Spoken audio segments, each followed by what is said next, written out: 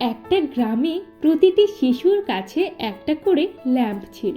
ল্যাম্পটি জ্বলতো বন্ধুত্ব ও ভালোবাসার শক্তিতে। যে যত বেশি বন্ধুত্বপূর্ণ ছিল আর অন্যের ভালোবাসা পেত, তার ল্যাম্পটি তত উজ্জ্বলভাবে জ্বলতো।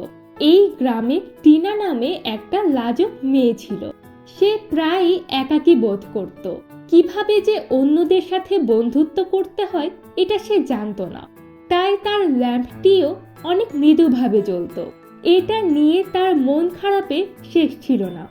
একদিন নদীর ধারে হাঁটতে হাঁটতে টিনা দেখতে পেল গ্রামের সবচেয়ে হাসি খুশি ছেলেটা তার ছেঁড়া ঘুড়ি ঠিক করার খুব চেষ্টা করছে, কিন্তু একা সে করতে পারছে না।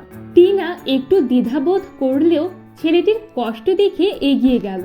তারা একসাথে ঘুড়িটি ঠিক করলো।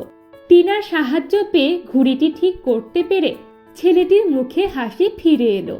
সেই দিনই টিনা আশ্চর্য হয়ে লক্ষ্য করলো যে তার ল্যাম্পটি একটু উজ্জ্বল হয়ে জ্বলছে। সে উৎসাহিত হয়ে ভাবলো সে এখন থেকে আর দ্বিধা না করে অন্যদেরকে সাহায্য করবে। তার পরের দিনই টিনা দেখলো তার একজন বয়স্ক প্রতিবেশী ভারী একটা ফলের ঝুড়ি নিয়ে কষ্ট করে বাসায় যাচ্ছে। সে তাড়াতাড়ি করে তাকে সাহায্য করতে এগিয়ে গেল এবং ভারী ঝুড়ি নিয়ে তাকে বাসায় যেতে সাহায্য করলো।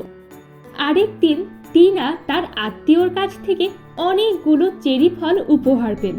সে সেই চেরি ফলগুলো একা না খেয়ে তার সব প্রতিবেশী শিশুদের সাথে ভাগ করে আনন্দ করে খেলো।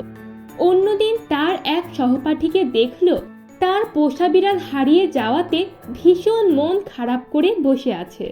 এটা জেনে টিনারও খুব কষ্ট লাগলো এবং সে তার সহপাঠীকে বিড়ালটি খুঁজে পেতে সাহায্য করলো। কিছুক্ষণের মধ্যেই বিড়ালটি খুঁজে পেয়ে দুইজনেই খুব আনন্দিত হলো এবং তার এই ধরনের প্রতিটি কাজের সাথে সাথে তার ল্যাম্পটিও দিন দিন উষ্ণ ও উজ্জ্বল হয়ে উঠছিল।